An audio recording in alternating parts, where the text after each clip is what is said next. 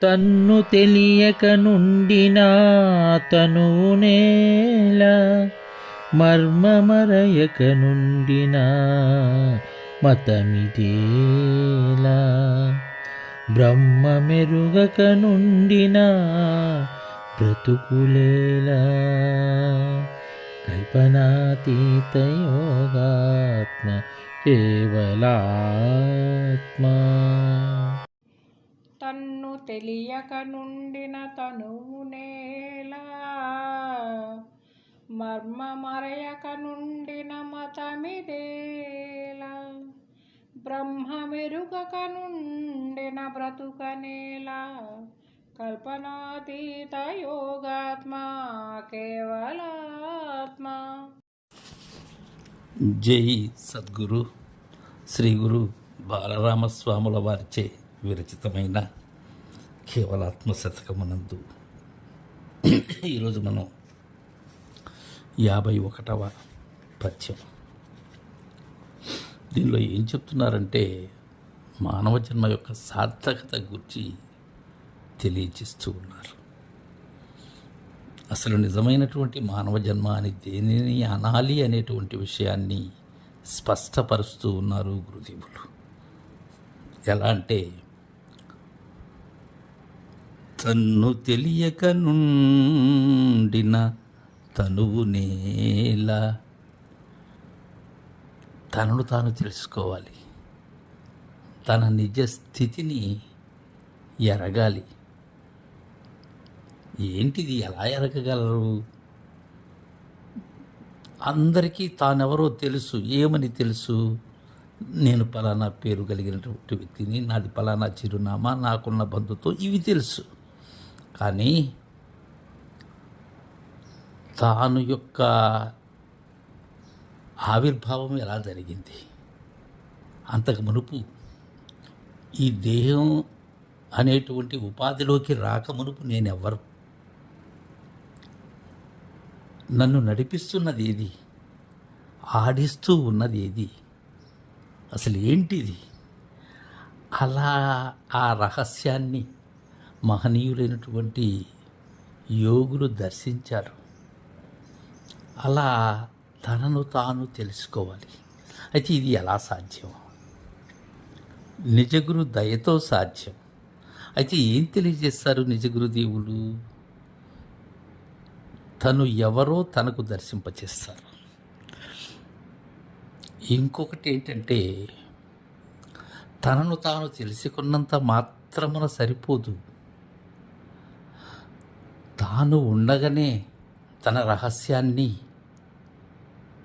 పెద్దల కరుణతో శోధించి నిజస్థితిని ఎరిగి,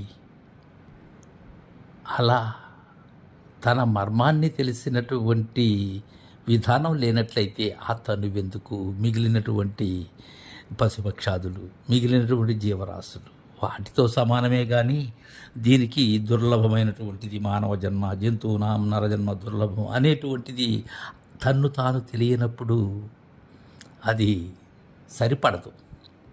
ఇంకా మర్మ మరయక నుండిన మతమిదేలా, ఇక్కడ బాలరామ పండితుల వారు చక్కటి విషయాన్ని చెప్తున్నారు. మరణము తెలియాలి.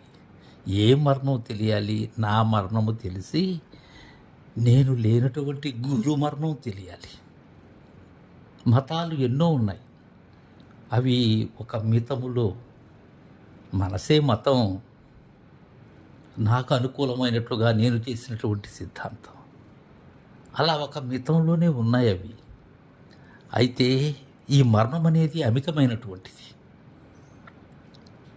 ఇది మితమునకు సరిపడది. ఇది అలాంటి గోప్యాన్ని, ఆ గురు గుట్టు పట్టుకోవాలి అంటే గురుదయే.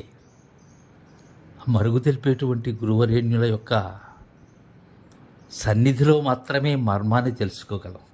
అలా మర్మాన్ని తెలియకుండా మనకు ఈ జ్ఞాన రకమైనటువంటి విధానాలు తెలియజేసేటువంటి మిగిలినటువంటి లోకంలో ఉన్న ఎన్నో మతాలు, అన్ని మతాలకు కారణం నేనే, నాతోనే మతం, నాకు సమ్మతమైందే మతం. అలా కాకుండా నిజమైనటువంటి మర్మాన్ని తెలియనటువంటి మతము ఎందుకు? ఇంకా బ్రహ్మ మెరుగక నుండిన బ్రతుకులేలా. ఎందుకు ఆ బ్రతుకులు? బ్రహ్మం అంటే ఏంటి ఇక్కడ? బట్టబయలు, దైవం, అది తెలియాలి. అందుకే ప్రహ్లాదుడు తండ్రితో అంటాడు, చదువులలో మర్మమెల్లా చదివితే తండ్రి అని. ఆ మర్మాన్ని తెలియాలి, నిజగురు మర్మాన్ని తెలియాలి.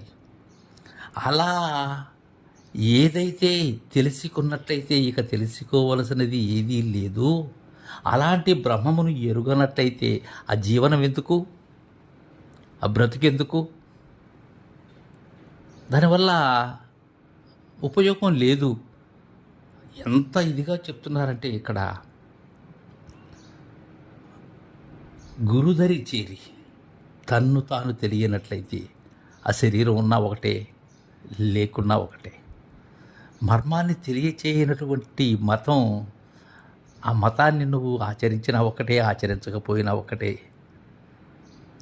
అలానే నిజ దైవాన్ని, పరిపూర్ణాన్ని ఎరగనటువంటి ఆ బ్రతుకు కూడా వ్యర్థమే.